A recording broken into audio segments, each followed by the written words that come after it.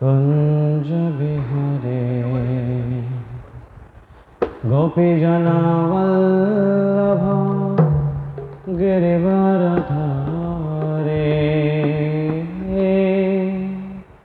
जय राधा माधव कुंज विहरे गोपीजना वल्लभ गिरिवरधारे। बोलो, बोलिए। जय राधा माधव कुंज विहारे गोपीजन वल्लभ गिरिवरधारे।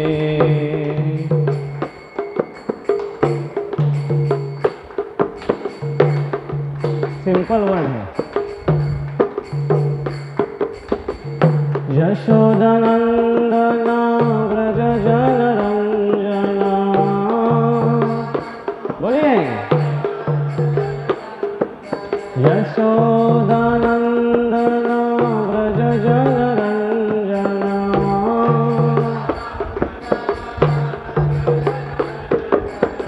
यमुना तेरा वनचारी यमुना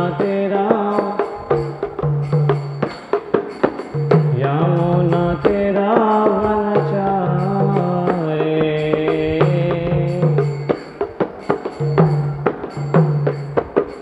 जय राधा माधव कुंज विहारी गोपीजन वल्लभ गिरिवरधारे। दोनों दोनों जोर से।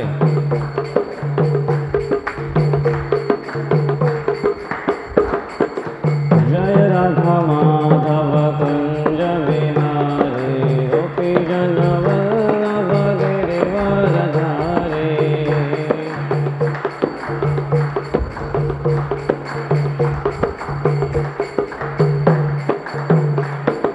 हरे कृष्ण कृष्ण कृष्ण हरे हरे हरे राम राम राम हरे हरे। बोलिए।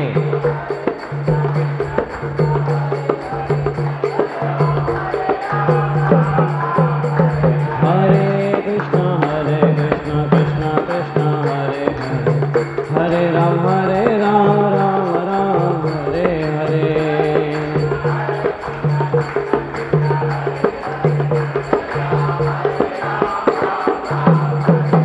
हरे कृष्ण कृष्ण कृष्ण हरे हरे हरे राम राम राम हरे हरे।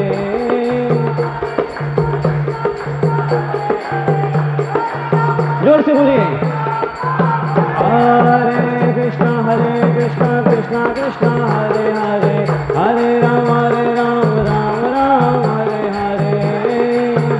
सब जन गाइए जोर से जोर से जोर से।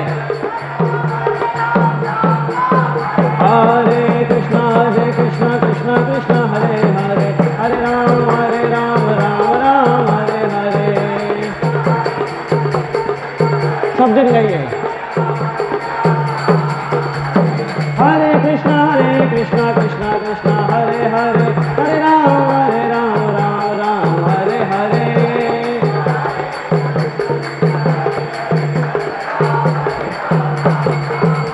हरे कृष्ण कृष्ण हरे हरे हरे राम राम हरे हरे।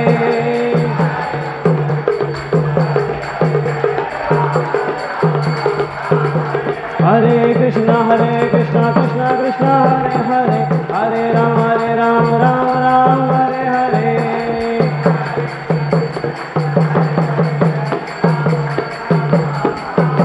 हरे कृष्ण कृष्ण हरे हरे हरे राम राम हरे हरे।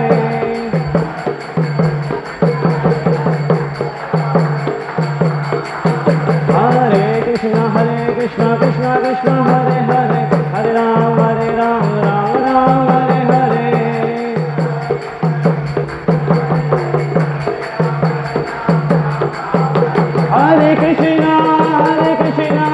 कृष्ण हरे हरे हरे राम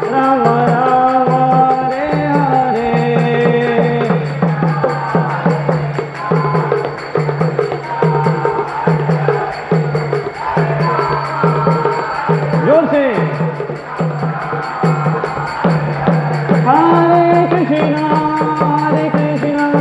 कृष्ण कृष्ण हरे हरे हरे राम राम राम हरे हरे।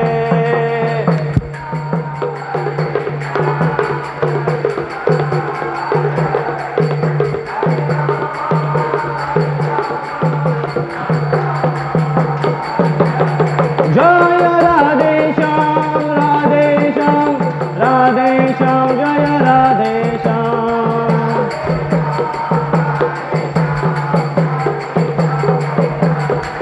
जय कृष्ण बलराम जय कृष्ण बलराम।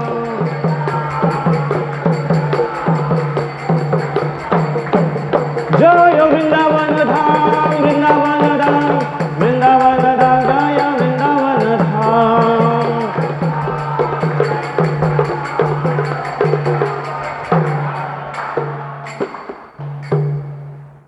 श्री हरिनाम संकीर्तन की जय।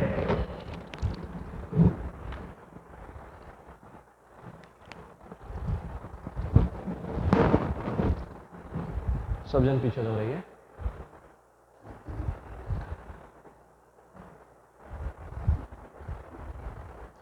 ओम नमो भगवते वासुदेवाय। ओम नमो भगवते वासुदेवाय। ओम नमो भगवते वासुदेवाय।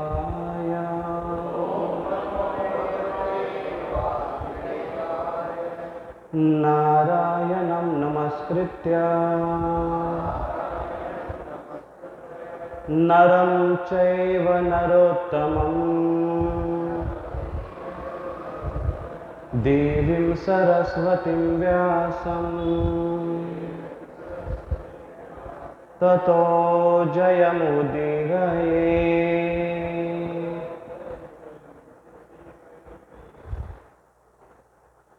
कृष्णाय वासुदेवाय देवकी नंदनाय च नंदगोपकुमाराय गोविन्दाय नमो नमः।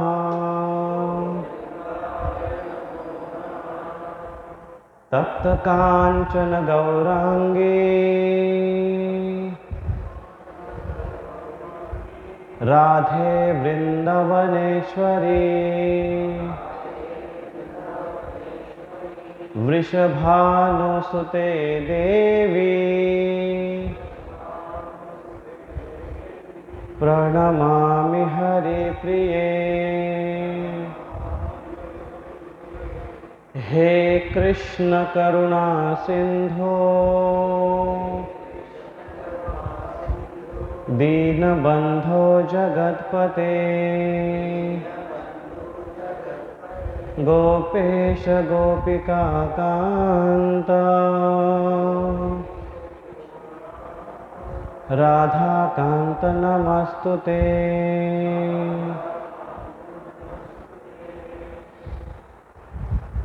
जय श्री कृष्ण चैतन्य प्रभो नित्यानंद श्री अद्वैत गदाधर श्रीवास आदि गौर भक्त वृंद। हरे कृष्ण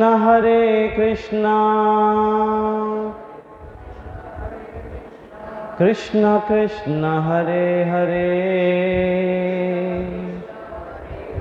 हरे राम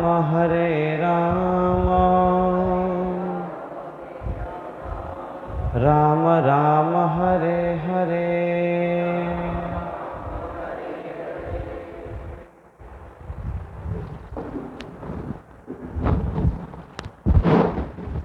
हरे कृष्णा।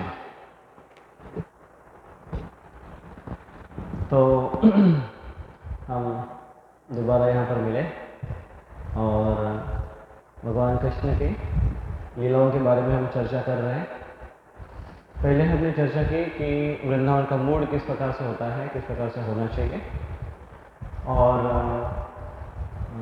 हम ये भी चर्चा की कि गोपी वृंदावन में किस किस प्रकार से गोपियाँ हैं और क्या क्या उनकी सेवाएं रहती हैं, और गोप बाल है वो गोप बाल भगवान के लीला में उनके साथ क्या क्या पार्टिसिपेट करते हैं, किस किस प्रकार से उनके साथ सेवा में आदान प्रदान करते हैं, उसके बारे में हमने पिछले 2-3 सेशन में अपनी चर्चा की।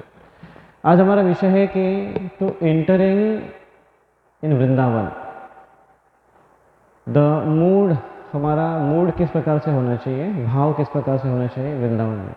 आप में से कितने वृंदावन जाकर आए हैं, हाथों पर करिए। लगभग काफ़ी मेजॉरिटी है कि जो वृंदावन जाकर आए हैं। तो वृंदावन किस प्रकार से जाया जाता है और शास्त्र इसके ऊपर क्या कहता है, ये हमको समझना आवश्यक है। क्यों आवश्यक है? क्योंकि आचार्यगण कहते हैं कि केवल ट्रेन का या प्लेन का टिकट परचेस करके हम वृंदावन के लोकेशन, जियोग्राफिकल लोकेशन में हम तो जा पाएंगे, लेकिन वृंदावन धाम में प्रवेश नहीं कर पाएंगे। अब जब वृंदावन में जाते हैं तो वृंदावन के एक धाम रक्षक है, हर धाम के एक धाम रक्षक होते हैं। हर बड़े मंदिर में या हर बड़ा दरबार में एक द्वारपाल होते हैं, रक्षक होते हैं, गेट कीपर होते हैं। वैसे धाम में एंट्री करने के लिए पहले हमें धाम रक्षक, इनकी परमिशन की आवश्यकता होती है। और वृंदावन के धाम रक्षक हैं गोपेश्वर महादेव, शिव जी, जो गोपेश्वर महादेव के रूप में हैं। तो शिव जी ये धाम रक्षक है। कोई भी व्यक्ति अगर अलग मूड में आया है वृंदावन में, तो वो उस जगह में तो पहुंच पाएगा, लेकिन वृंदावन का लाभ नहीं ले पाएगा। तो इसलिए हमें ये जानना बहुत आवश्यक है।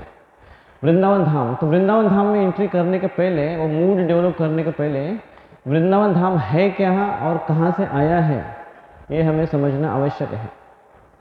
मेरी आवाज़ की क्लैरिटी है आपको, मतलब प्रोनाउंसिएशन समझ में आ रहा है? ये तो आवाज़ थोड़ा सा कम कर सकते हैं पीछे वहाँ पर माताओं को। समझ में आ रहा है मैं क्या बोल रहा हूँ? okay. क्योंकि आवाज़ गूंज रही है इसलिए। तो आध्यात्मिक जगत, तो ये हम भौतिक जगत में रह रहे हैं। ये भौतिक जगत बना हुआ है अनेकों ब्रह्मांडों से। कितने ब्रह्मांड हैं? अनंत कोटि ब्रह्मांड है। एक एक ब्रह्मांड में जो आप गैलेक्सीज देख रहे हैं, आप यूट्यूब पर देखेंगे, और वो एक सोलर सिस्टम है जिसमें इतने सारे ग्रह रिवॉल्विंग कर रहे हैं, बीच में सूर्य है। तो ये सारे एक ब्रह्मांड में आते हैं जिसमें हम रहते हैं। इसमें पर्यावरण है और उसके लेयर्स हैं ब्रह्मांड के कवरिंग में। तो ये एक बहुत बड़ा ब्रह्मांड है। इसका डायमीटर कितना है, उसका श्रीमद् भागवत में उसका डायमीटर भी बताया है, लेकिन हमको काउंट करना बहुत डिफिकल्ट है। वो करोड़ों करोड़ों मील होगा उसका डायमीटर, इस ब्रह्मांड का, एक ब्रह्मांड का। और ऐसे अनेक ब्रह्मांड हैं। और शास्त्र बताते हैं कि जिस ब्रह्मांड में हम रहते हैं वो ब्रह्मांड सबसे छोटा ब्रह्मांड है। सबसे छोटे ब्रह्मांड में हम लोग रह रहे हैं। और वो ब्रह्मांड हमको इतना बड़ा लग रहा है कि उस ब्रह्मांड में कितने सारे ग्रह हैं हमको पता नहीं है। उसमें से एक छोटा सा पार्ट हमारी पृथ्वी है, एकदम छोटा सा पार्ट, जो आप पूरे अगर ब्रह्मांड में दिखाने जाएंगे ना तो ब्लैक स्पॉट भी नहीं कर सकते आप। ऐसा अगर आप पेन का ऐसा डॉट मारेंगे तो वो भी बड़ा हो जाएगा लोकेशन में, इतना बारीक वो दिखेगी भी नहीं पृथ्वी। उस पृथ्वी पर हम लोग रह रहे हैं। उस पृथ्वी के एक छोटे से देश में, भारत नाम का एक देश है, उसमें हम रहते हैं। उस भारत नाम के देश में एक छोटा सा एक राष्ट्र है महाराष्ट्र, उसमें हम रहते हैं। और उसमें से महाराष्ट्र में बड़े बड़े जिलों में से एक छोटा सा जिला है जलगांव, उसमें से है कहीं पर एक भूसा वर्ल्ड, उसके अंदर हम लोग छोटे से सिंधी कॉलोनी में रहते हैं। छोटे हम कितने इन पूरे इस ब्रह्मांड की तुलना में हम कितने बारीक हैं, कितने नगण्य हैं हम। इससे कई गुना बड़े बड़े ब्रह्मांड हैं। और इतने सारे ब्रह्मांड मिलाकर एक भौतिक जगत बनता है। और ये भौतिक जगत आध्यात्मिक जगत का 1/4 पार्ट है, 1/4, एक चौथाई भाग है। इसका वर्णन कहाँ मिलता है? ब्रह्म संहिता नाम का ग्रंथ है, जहाँ पर ब्रह्मा जी खुद इस ब्रह्मांड को, ब्रह्मा जी इस ब्रह्मांड के सबसे श्रेष्ठ जीव है, आदि जीव है, और वो इसका डिस्क्रिप्शन बताते हैं ब्रह्मांड ब्रह्म संहिता में। और फिर आध्यात्मिक जगत में वैकुंठ लोक है, जिसमें अनेकों वैकुंठ है, जिसमें नरसिंहदेव का वैकुंठ है, और मत्स्य अवतार का वैकुंठ है, वराह अवतार का वैकुंठ है, नारायण भगवान के विविध रूप है, उनके हर एक के अपने अपने वैकुंठ है। तो एक वैकुंठ एक नहीं है, वैकुंठ अनेकों वैकुंठ हैं, जहाँ पर एक देव, एक भगवान, उसकी प्रोमिनेंटली पूजा होती है। ये वैकुंठ लोक है। ऐसे अनेकों वैकुंठ में एक माधुर्य, ऐश्वर्य धाम कहते हैं उसको, इसके परे एक माधुर्य धाम है, जहाँ पर प्रभु रामचंद्र की शाश्वत लीलाएं चलती है। और उस माधुर्य धाम में अयोध्या धाम के और परे भगवान का, कृष्ण का गोलोक वृंदावन धाम है। तो वृंदावन धाम तो यहाँ पर भी है, लेकिन वृंदावन धाम वास्तविक आध्यात्मिक जगत में है। निज धाम, जिसको गोलोक वृंदावन कहते हैं, यहाँ पर है, उसको बोलते हैं भूलोक वृंदावन। तो गोलोक वृंदावन से भगवान कृष्ण को जब यहाँ पर आना होता है, प्रकट होना होता है, तो भगवान यहाँ पर आकर यहाँ की जमीन भाड़े से लेकर इधर कुछ काम नहीं करते हैं। जैसे हम अपने वृंदावन में जाएं और 2-4 रूम बुक करें भाड़े से, कुछ दिन रहे और वापस यहाँ पर आते हैं। हम अपने रूम नहीं लेकर जा सकते वहाँ पर, ज़्यादा से ज़्यादा व्हीकल लेकर जा सकते हैं। कोई भक्तगण है वो अपनी कार लेकर जाते हैं उधर घूमने के लिए। लेकिन भगवान जब आते हैं, कोई बड़ा व्यक्ति जब आता है, तो अपने जगह से अपना खुद का पर्सनल वस्तु लेकर आते हैं, पर्सनल ब्रांड लेकर आते हैं। कोई बड़ी हस्ती जब जाती है, बड़ा राजा कोई जाता है, तो उसकी सेना, उसकी सिक्योरिटी, उसका साज सामान सब कुछ वो अपने साथ कैरी करता है। जैसे कोई प्राइम मिनिस्टर अगर जाता है कई जगह पर, तो अपना सब कैरी करता है। उसी प्रकार से भगवान जब आते हैं आध्यात्मिक धाम से, तो भौतिक जगत को स्पर्श नहीं करते हैं, वो अपना निज धाम यहाँ पर लेकर आते हैं। तो ये जो गोलोक वृंदावन था, उसी को वो यहाँ पर भौतिक जगत में एक छोटे से कंडेंस फॉर्म में एक यहाँ पर लेकर आते हैं। जो एक जियोग्राफिकल, अगर भौगोलिक दृष्टिकोण से अगर हम देखते हैं, तो जो आज यूपी में एक वृंदावन नाम का जो क्षेत्र है, तो भगवान मथुरा मंडल में, ये वृंदावन मतलब एक वन है, मथुरा मंडल में वो धाम पूरा आध्यात्मिक जगत से लेकर आते हैं।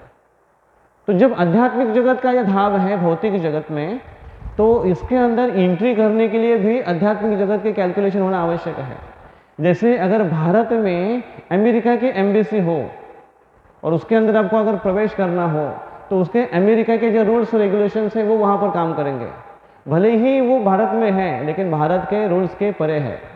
उसके अंदर अगर कोई जाकर छुप गया, कोई अगर जाकर रह गया, तो विदाउट आप उसके परमिशन भारत का कानून उसके अंदर प्रवेश नहीं कर सकता है, क्योंकि वो भारत में होने के बाद भी अमेरिका का है, ऐसा रूल्स है। उसी प्रकार से भारत का भी, भारत के एम्बेसी अगर वो दूतावास बोलते हैं उसको, वो अगर अमेरिका में है, तो अमेरिका के रूल्स उस पर काम नहीं करेंगे। तो उसी प्रकार से जब आध्यात्मिक धाम का गोलोक वृंदावन जो भगवान लेकर आते हैं इस भौतिक जगत में, तो वहाँ पर सारे आध्यात्मिक नियम कानून कायदे काम करेंगे। भौतिक जगत के कानून से अगर हम घुसने की कोशिश भी करेंगे, हम इंटर तो मार देंगे उस क्षेत्र में, लेकिन हमको वृंदावन महसूस नहीं होगा। इसलिए हमको ये समझना आवश्यक है। तो सबसे पहले हमको क्या समझ में आया कि ये धाम इस जगत का नहीं है। इसलिए जब प्रलय होता है, तो ये जगत को, ये धाम को वो अफेक्ट नहीं करते, प्रभावित नहीं करते हैं, उसको जलमग्न नहीं करते हैं। तो ऐसे आध्यात्मिक शाश्वत धाम है वृंदावन धाम। ओके, तो इस वृंदावन धाम में किस प्रकार से प्रविष्ट होना चाहिए, इसके पहले कोई है जो इस मूड में गया है जिसे हमको सीखने के लिए कुछ उदाहरण मिले? यस, श्रीमद् भागवतम के 10वें स्कंद में वर्णन आता है कि जब भगवान कृष्ण ने वृंदावन में, अभी वो काफी सारे असुरों को मार रहे थे, केशी असुर, केशी किसका रूप धारण करके आया था? केशी डीमन। केशी नाम सुना है? केशी नहीं सुना है? सिंधी कॉलेज में नहीं आया था? केशी ये घोड़े का रूप धारण करके एक असुर आया था वृंदावन में, जिसको कृष्ण ने मार डाला। और उसके बाद व्योमासुर नाम का एक असुर आया। व्योम किसको कहते हैं? व्योम, व्योम मतलब ये नेचर, ये स्काई, पर तत्व, उसको तत्व बोलते हैं, सूक्ष्म तत्व, व्योम। ऐसा समझो क्या कोई आकाश है, तो आकाश का कोई आकार है, उसका कोई रूप है, नहीं दिखाई। तो ये स्काई डीमन या व्योम, व्योमासुर, ये जब असुर का रूप, ये कृष्ण को जब मारने के लिए आया तो ग्वाल बालक का रूप धारण किया उसने, और कृष्ण को, और वो कृष्ण बलराम ये और ग्वाल बाल आपस में एक लीलाएं खेल रहे थे। कौन सी लीला कर रहे थे? वो चोर पुलिस की लीला कर रहे थे। खेलते हैं ना बच्चे चोर पुलिस। हाँ, तो एक पार्टी उसमें से चोर बन गई, दूसरी पार्टी उसमें से पुलिस बन गई, डिटेक्टिव। तो जो चोर बन गई चुराने वाले बच्चों को, उसमें ये असुर जाकर बच्चे का रूप धारण कर कर, ग्वाल बाल का रूप धारण करके उसके अंदर चला गया। और वो क्या करने लगा कि जितने भी सारे बच्चे मिल रहे हैं वो सबको उठा उठा कर लेकर जाने लगा, और बाकी बच्चों को लग रहा है कि ये हमारे खेल का एक पार्ट है, ये चोर है तो हमको चुरा कर लेके जा रहे, तो बच्चे भी उसके साथ जाने लगे। और ये दूर कहीं पर लेकर जाता था एक पहाड़ के पास, और वहां पर गुफा थी, वो गुफा के अंदर उनको सबको भर देता था, और बाहर से इतना बड़ा पत्थर लगा देता था। फिर जो जो बच्चे मिलते थे उनको सबको अंदर लेकर जाने लगा। तो कृष्ण बलराम ने देखा कि अरे धीरे धीरे अपने बच्चे कम होते जा रहे हैं, ये कुछ चोर कुछ ऐसा नहीं लग रहा है कि आजू बाजू में कहीं छुपा रहा है, कहीं से गायब कर रहा है। तो फिर कृष्ण ने देखा कि कृष्ण ने ध्यान से देखा कि ये ग्वाल बाल नहीं है, अपना मित्र नहीं है, ये व्योमासुर नाम का असुर है। और इसलिए उन्होंने, कृष्ण ने उससे पकड़ लिया और उसको बहुत पिटाई की, और फिर अंत में उसको लेकर जमीन पर जोर से पटक दिया, वहीं पर उसने प्राण छोड़ दिया। और फिर जाकर वो गुफा में जाकर इतना बड़ा पत्थर वो निकाल कर सारे ग्वाल बाल को लेकर, तो ये लास्ट लीला जब हुई वहां पर कृष्ण की, और उसके बाद फिर नारद मुनि वहां पर आए, और नारद मुनि कृष्ण को कह रहे हैं कि भगवान कृष्ण अपने ग्वाल बालों को, वृंदावन वासियों को बहुत आनंद दिया आपने, लेकिन आपकी फैमिली बहुत बड़ी है, आप यहाँ पर आनंद से रह रहे हैं, उनको आनंद दे, लेकिन आपकी माँ मैया, आपकी जन्मदात्री देवकी और वसुदेव, ये दोनों वहां पर कारागृह में है, कंस के चंगुल में है, कंस बहुत कष्ट दे रहा है, और मथुरावासी भी आपके भक्त हैं, तो आप उनके लिए भी आना चाहिए भगवान, ऐसा उनको मैसेज दिया। और नारद मुनि वहां से चले गए, और फिर कृष्ण ने सोचा कि वो मुझे जाना चाहिए। और उसी समय कंस यहाँ पर बहुत प्रयास कर रहा था मारने के लिए कृष्ण को, लेकिन कृष्ण को मार नहीं पाया। तो उसने एक आइडिया लगाई कि क्यों ना मैं कृष्ण को यहाँ बुला के लेकर आऊं मथुरा में, और मथुरा में जब बुला कर लेकर आऊं तो यहाँ पर एक बड़ी कुश्ती का आयोजन करेंगे, बड़े बड़े मल्ल मुष्टंडे लगाएंगे और कृष्ण को मार डालेंगे, कुश्ती में उसको मार डालेंगे, ऐसा उसने प्लानिंग किया था। और प्लानिंग, काफी सारे प्लानिंग थे, planning A, planning B, plan 3, plan C, सारे प्लान थे उसके पास, एक फेल हो गए थे दूसरे, लेकिन सारे के सारे कृष्ण ने कैसे कर दिया देखो। तो फिर उसने क्या किया कि कृष्ण को लाने के लिए जाएगा कौन? तो फिर उन्होंने देखा कि अक्रूर जी हैं, वो चाचा है उनके, और अक्रूर जी भी कृष्ण के भक्त हैं, अक्रूर जी की बात कृष्ण टालेंगे नहीं। और अक्रूर ये कंस का एक सेवक, कंस के राज्य में एक सेवक का कार्य करते थे। तो उन्होंने कहा अक्रूर को कि अक्रूर जी, एक ऐसे ऐसे आपके लिए कार्य है, आप जाइए कृष्ण बलराम को यहाँ पर लेकर आइए, और हम बड़ा आयोजन कर रहे हैं यहाँ पर, और वृंदावन वासियों को भी लेकर आइए, कुश्ती का आयोजन है, बड़ी स्पर्धा है, ओलंपिक चल रही है, सबको देखने का अवसर है। तो उस समय ये बहुत बड़ा ओलंपिक वहाँ पर आयोजित किया गया। और फिर अक्रूर जी सोचा, अक्रूर जी को न्यू ब्रांड सोने का रथ दिया, ये लेकर जाओ कृष्ण को लाने के लिए। तो अक्रूर जी मन ही मन सोच रहे हैं कि ये कंस इतना कपटी है, मुझे भेज तो रहा है लेकिन इसके अंदर कूटनीति है, ये कहीं कृष्ण को मारने के लिए तो नहीं बुला रहा है, अगर कृष्ण को उसने कुछ किया, मारा, तो इसका सारा उत्तरदायित्व तो मेरे ऊपर आएगा, क्योंकि कृष्ण को लेकर कौन आ रहा है? मैं लेकर आ रहा हूं। लेकिन वो सोचने लगे मन ही मन, लेकिन मुझे वृंदावन जाने का अवसर तो मिल रहा है, मैं वृंदावन जाऊंगा, मैं कृष्ण को देखूंगा, बलराम को देखूंगा। और ये शायद कृष्ण की इच्छा होगी कि मैं उनका दर्शन करूं, इसलिए उन्होंने ये सेवा मुझसे करवाई है, ऐसा मन में सोचने लगे। और अक्रूर जी रात भर सो नहीं पाए उस विचार में। अभी देखो यहाँ पर सेवा क्या है कि इस कृष्ण को लेकर आना, कहां पर? मथुरा में। कृष्ण वृंदावन में हमेशा रहते हैं, कृष्ण वृंदावन से कभी एक कदम बाहर नहीं जाते। आचार्यगण कहते हैं वृंदावनम परित्यज्य पदम एकम न गच्छति। वृंदावन से कृष्ण पदम एकम, एक पैर भी, एक पद भी बाहर नहीं निकलते, वो हमेशा वृंदावन में निवास करते हैं। भले ही फिजिकल रूप से कृष्ण गए हैं, मथुरा में से दिखाई दे रहे हैं हमको लीला में, लेकिन कृष्ण वृंदावन कभी छोड़ते नहीं, अपने भक्तों का कभी छोड़ते नहीं। तो भक्तों का क्या कर्तव्य है? कृष्ण वृंदावन से निकलते नहीं है, तो हम वृंदावन अगर अपने हृदय में तैयार करें तो कृष्ण हमारे हृदय में हमेशा रहेगा। लेकिन वो वृंदावन मूड क्या है, वो तैयार करने के लिए हमको ये सीखना आवश्यक है। तो फिर रात भर सोए नहीं अक्रूर जी, और अक्रूर जी दूसरे दिन निकलने वाले हैं।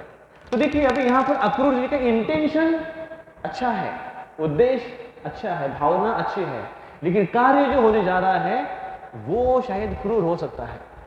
लेकिन अक्रूर जी ये सोच रहे हैं, लेकिन कृष्ण क्योंकि भगवान है, परमात्मा रूप में सारे के हृदय में है, वो जानेंगे कि मेरा इंटेंशन गलत नहीं है, मेरी भावना गलत नहीं है, मैं सत्य हृदय वाला हूं, और ये कृष्ण जानेंगे। इसलिए कृष्ण मेरे बारे में कुछ गलत नहीं सोचेंगे, मुझे बुरा नहीं बोलेंगे। अभी देखिए यहाँ पर इंटेंशन और कार्य, ये दोनों का मिलाप होना बहुत आवश्यक है। जैसे अभी मैं आपको 2-3 उदाहरण बताता हूं कि भीष्म पितामह ये भगवान कृष्ण के भक्त है। भीष्म पितामह भगवान कृष्ण के भक्त हैं, और पांडव ये भगवान कृष्ण के अति प्रिय है, लेकिन फिर भी पांडवों के विरुद्ध भीष्मदेव लड़े। भीष्मदेव के कार्य कृष्ण के विरुद्ध दिखाई दे रहे हैं, लेकिन कृष्ण के ही बिहाफ वो कार्य कर रहे हैं। तो भीष्म का इंटेंशन कृष्ण समझ रहे हैं, और भीष्म भी ये सोच रहे हैं कि कृष्ण मेरा इंटेंशन समझेंगे, कृष्ण मेरी भावनाओं को समझेंगे, कि मैं भले ही कौरवों के साइड में लड़ रहा हूं क्योंकि मुझे लड़ना पड़ रहा है, मैं हेल्पलेस हूं, मेरी प्रतिज्ञाबद्ध हूं, लेकिन कृष्ण मेरी भावनाओं को समझेंगे। और कृष्ण ने उनकी भावनाओं को समझ लिया, और कृष्ण ने धर्म के अनुसार कार्य को किया ही। कंस भीष्म पितामह को तो हरा ही दिया, बाण शैया पर लिटा ही दिया, लेकिन लास्ट तक पूरा युद्ध खत्म होते तक भीष्म पितामह जीवित थे, क्योंकि इच्छा मरण था उनको। और लास्ट में क्योंकि भीष्म की इच्छा क्या है, कृष्ण का भक्त होने के कारण वो सोचे कि मृत्यु के समय मैं चाहता हूं कि कृष्ण चतुर्भुज रूप में मेरे सामने प्रकट हो। और एग्जैक्टली वैसे ही हुआ। कृष्ण बलराम पांडवों के साथ वहां पर प्रकट हुए, कथा हुई, उनको ऐसी शक्ति दी कि भीष्म पितामह ने कथा भी की वहां पर। और अंतिम समय में जब भीष्म के आंख बंद होते जा रहे थे, तो कृष्ण चतुर्भुज रूप में उनके सामने खड़े थे, स्माइल करते थे। ये देखते देखते उन्होंने प्राण छोड़ा, तो उनका इंटेंशन सही था, इसलिए कृष्ण ने उनको सदगति दी। रामायण में एक उदाहरण आता है जहां पर मारीच उसको रावण आकर कहता है कि देख तू हिरण का रूप धारण कर और सीता को ये राम को दूर लेकर जा, और जैसे राम और लक्ष्मण दूर चले जाएंगे तो मैं सीता का वहां से हरण कर लूंगा। तो मारीच बोलता है तो राम का नाम सुनकर ही मुझे डर लगता है, क्योंकि एक बार बाण से उसने मुझे उड़ाया था, पहले जब युद्ध हुआ था तो राम ने ऐसा एक बाण मारा था मारीच को कि मारीच 100 योजन मतलब 800 मील दूर समुद्र में जाकर गिर गया था। इतना पावरफुल बाण था वो, मिसाइल से भी ज्यादा पावरफुल था। और फिर तो तब से राम का नाम ने र भी सुनता था तो वो कांपता था। तो इसलिए उसने कहा, सजेशन दिया, रावण मेरी बात मान कि तू राम का चक्कर छोड़ दे और सीता वीता को भूल जा, तू खुश है, सोने की लंका है तेरे पास, सब कुछ है, तुझे कुछ की जरूरत नहीं, वापस जा।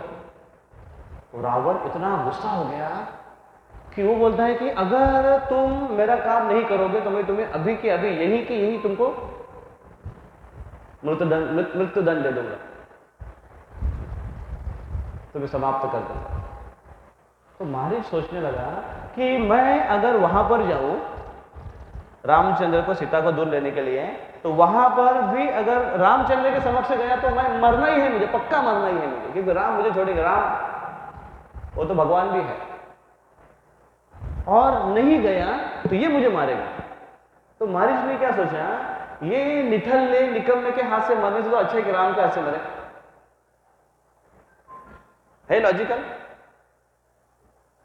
राम के हाथ से मरे। क्यों? राम के हाथ से मरने से सदगति तो पक्की प्राप्त होगी, भगवान है वो। अभी क्वेश्चन ये है कि महर्षि ने इस प्रकार से सोचा, क्या उसकी सोच सही है? आपका क्वेश्चन सही है? कितनों को लगता है सही? हाथ ऊपर करिए। कितनों को लगता है गलत है? हाथ ऊपर करिए। और कितनों को पता ही नहीं इधर क्या चल रहा है?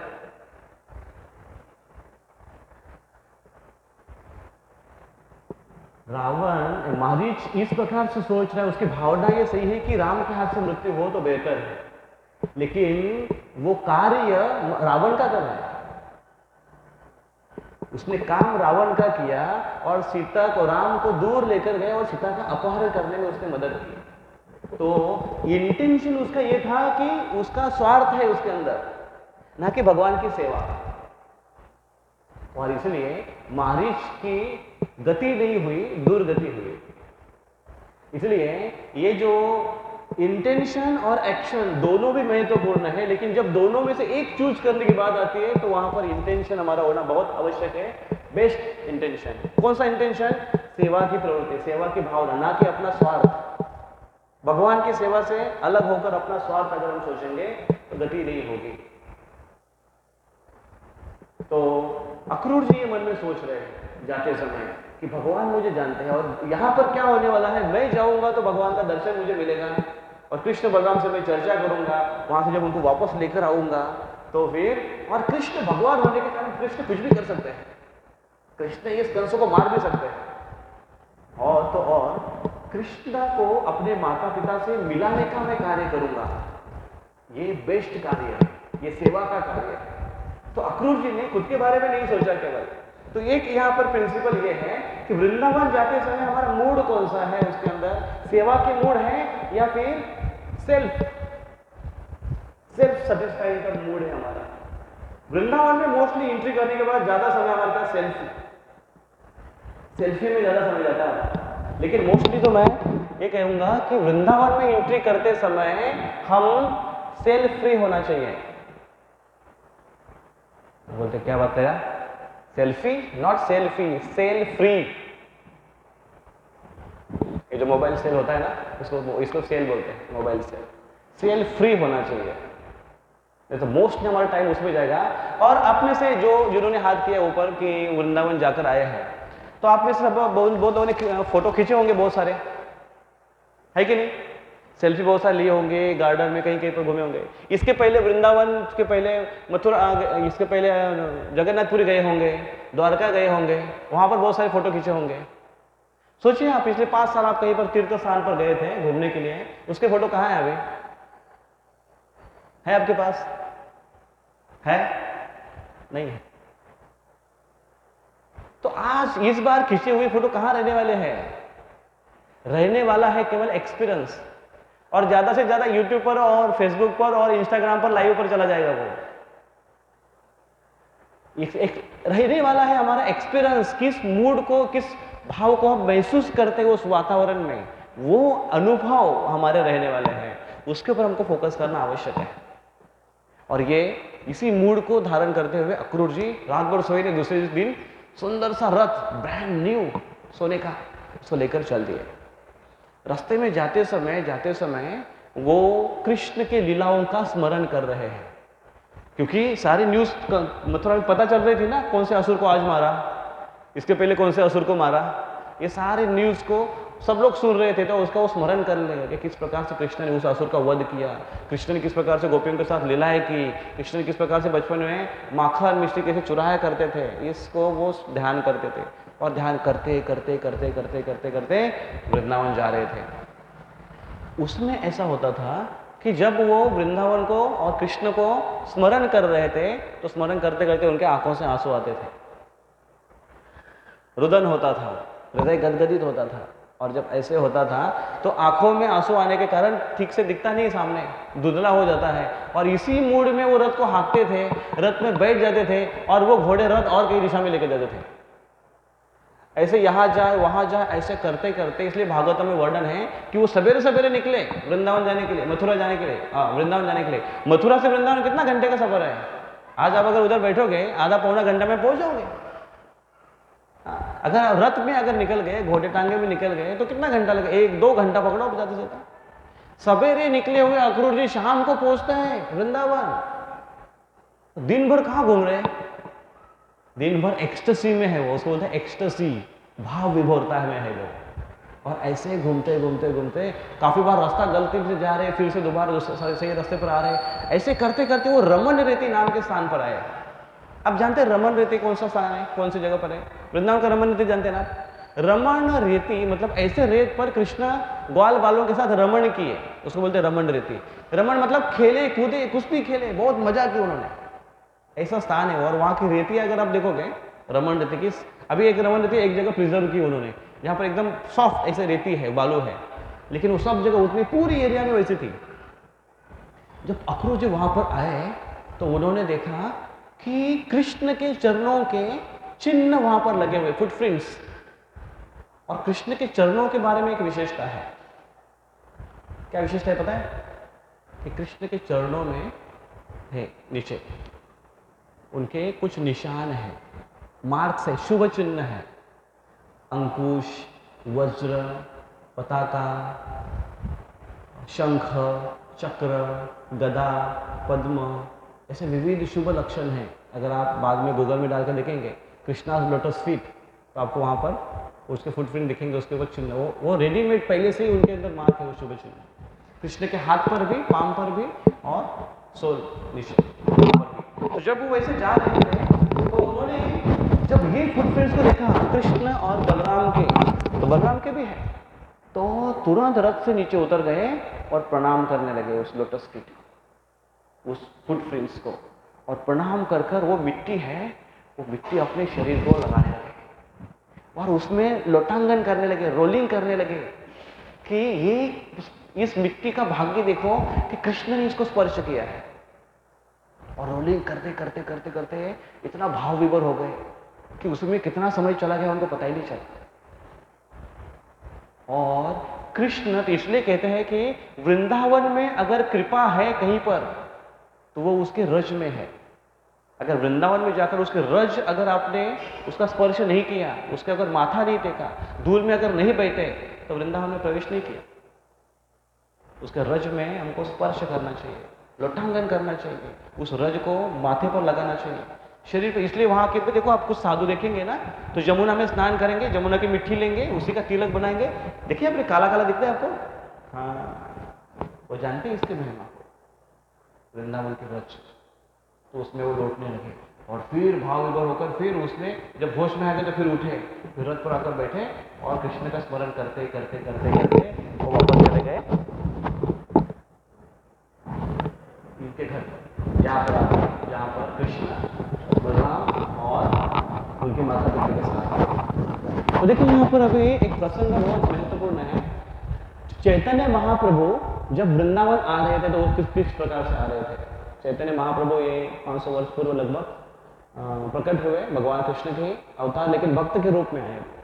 तो बंगाल से जब वो वृंदावन की तरफ आ रहे थे तो सबसे पहले वो उनके साथ कुछ और भक्तगण थे, लेकिन वो फुल्ली कॉन्सेंट्रेट करना चाहते थे और कुछ घटना घटी जिसके कारण चैतन्य महाप्रभु ने कहा नहीं नहीं आप मत रहो अभी मेरे साथ, मैं अकेला जाना चाहता हूँ वृंदावन। और जैसे वो वृंदावन से निकले, बंगाल से निकले, ओडिया से होते हुए इस मार्ग से जब वृंदावन वो जा रहे थे, तो जैसे जैसे वृंदावन नजदीक आने लगा, क्लोज आने लगा, वैसे वैसे उनका स्पीड बढ़ने लगा वृंदावन की तरफ। और उनकी स्पीड जो चलने की स्पीड से दौड़ने की स्पीड शुरू हुआ, दौड़ने की स्पीड से इतना स्पीड उनका शुरू हुआ दौड़ने का कि मानो वो हवा की गति से भाग रहे थे वृंदावन की तरफ। ये क्यों हो रहा था ऐसे? क्योंकि उनकी वृंदावन के प्रति जो उनका प्रेम है वो उनको इतना तीव्रता से खींच रहा था कि जब वो वृंदावन में एंट्री मारे तो मिट्टी को प्रणाम किए और भाव विभोर हो गए। तो जो जो आचार्यगण ऐसे वृंदावन में प्रवेश किए तो इस मूड से प्रवेश किए कि तीव्रता होना बहुत आवश्यक है हमारी, और उस तीव्रता में हमारा इंटेंशन हमारा साफ होना आवश्यक है, भावना हमारी शुद्ध होना आवश्यक है। और तीसरा, हम वहां पर सेवा के मूड से जा रहे हैं, ना कि इंजॉइंग मूड से जा रहे हैं। ये भावना हमारी होनी बहुत आवश्यक है। ऐसे जब हम वृंदावन में प्रवेश करेंगे तो यहाँ पर कौन सी भावना है फिर ये बहुत ही नम्रता की भावना है। इस नम्रता की भावना में जाएंगे तो देखिए अक्रूर जी शुरू में क्या सोच रहे थे कि मैं वृंदावन जाऊं कृष्ण से मिलने, मेरी कोई योग्यता नहीं है कि मैं वृंदावन जाऊं। तो योग्यता नहीं है, इस भावना में अगर कोई रहता है तो वो क्या सोचता है कि मेरी योग्यता नहीं है, तो वो नम्र बन जाता है। योग्यता नहीं है इसलिए वो नम्र बन जाता है, लेकिन नम्रता में कहीं डिप्रेशन ना चला जाए। कोई व्यक्ति बोला कि अरे मैं तो कुछ कर ही नहीं पाऊंगा और मेरे से तो कुछ होगा नहीं और मेरी क्या योग्यता नहीं है, तो वो डिप्रेशन में चला जाएगा, वो आदमी वो कर नहीं पाएगा कोई चीजों को। तो उसी को बैलेंस करने के लिए अक्रूर जी ये सोच रहे हैं कि भले मेरी योग्यता नहीं है वृंदावन जाने की, लेकिन कृष्णा इज मर्सीफुल, कृष्ण बहुत कृपालु है और कृष्ण की कृपा ये मेरा क्वालिफिकेशन है कि मैं वृंदावन में जा सकता हूं। तो भले ही मेरी योग्यता नहीं कि मैं वृंदावन में प्रवेश करूं, लेकिन कृष्ण इतने कृपालु हैं कि मुझ जैसे को भी वो अंदर अलाउ करेगा। इस भावना से जब हम प्रवेश करते हैं तो कृष्ण वास्तविक उसको एंट्री देते हैं वृंदावन में। और ये प्रवचन समाप्त करने का एक संकेत है। कितना टाइम हुआ? बराबर 9:15 हो गया, 9:11। तो इस प्रकार से अक्रूर जी वृंदावन में गए, उन्होंने प्रवेश किया। तो जब हम वृंदावन में प्रवेश करेंगे, हाँ, तो दूसरी बात क्या है, एक तीन बात देखिए अपनी। फिर और चौथी बात हमको क्या है कि हम वृंदावन में जब जाएंगे तो हमारे गुरुजनों के आशीर्वाद से हमको जाना चाहिए। और वृंदावन में वहाँ पर हमको हमारे गुरु के मार्गदर्शन में हमने वृंदावन में प्रवेश करना चाहिए, जहाँ पर कथा हो, कीर्तन हो। इसलिए हमें वो मूड क्रिएट करने के लिए हमें श्रवण वहाँ पर होना आवश्यक है। इसलिए जब यात्रा में जाते हैं तो वहाँ पर कथा होती है, कीर्तन होते हैं, और जो हमारे गुरुजन है वो हमको समझाते हैं उस धाम का महत्व, वो जो लीला स्थल है उसका महत्व, तो वो हम हमारे कान से देखते हैं। कान से कान से कभी कोई देखता है?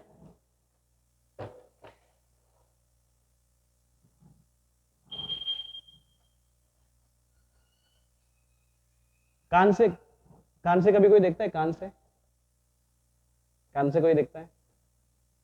कान से देखते हैं, कान से देखा जाता है। जो आंख नहीं देख पाते हैं बहुत बार कान देख सकते हैं, इसको बोलते हैं शब्द प्रमाण। जो चीज हमको पता नहीं है उसके बारे में श्रवण करना। और श्रवण, शास्त्रों को दर्शन कहते हैं। सुना है आपने नाम दर्शन? शास्त्रों का नाम है दर्शन, शास्त्र दर्शन, फिलोसॉफी उसको बोलते हैं दर्शन। आप ट्रांसलेट करो ये गूगल पर, इंग्लिश दर्शन, फिलोसॉफी को ट्रांसलेट करो हिंदी में, दर्शन आएगा। तो दर्शन का मतलब क्या है? दृश्य देखता है, ठीक है, नो प्रॉब्लम, हम वैसे भी एंड कर रहे हैं। तो ये दर्शन है। तो दर्शन मतलब दृश्य, कान से दृश्य करते हैं हम लोग, देख कर नहीं सुनकर। और वो हमें वो वातावरण को, वो स्थान को हम महसूस करने लगते हैं और फुल बेनिफिट हमको यात्रा का मिलता है। हरे कृष्णा कृष्णा कृष्णा हरे हरे, हरे राम राम राम हरे हरे। श्री वृंदावन धाम की जय, कृष्ण बलराम की जय, श्री श्री राधे वृंदावनेश्वरी की जय। हरे कृष्णा।